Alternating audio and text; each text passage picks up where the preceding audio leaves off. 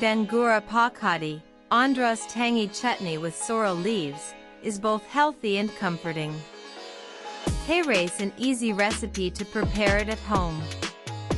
Gongura pachadi is a classic Andhra Pradesh dish that well reflects the state's fondness for strong, sour, and pungent flavors. The highlight of the dish is the Gongura leaves or sorrel leaves. Gongura pachadi contains a natural sour taste that makes the chutney stand out among other Indian chutneys and pickles. In a majority of Telugu families, Gongura pachadi is a regular feature, typically prepared fresh and had with steaming hot rice and ghee. It balances red chile heat, earthiness from coriander and cumin, and garlic's sharp aroma, all bound together by the sour Gongura leaves.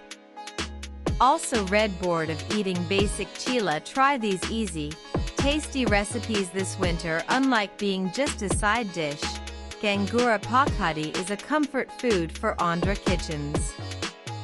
Not just delicious but also rich in nutrients such as iron, calcium, and antioxidants, Gongura pachadi is both healthy and tasty. Heat oil in a pan.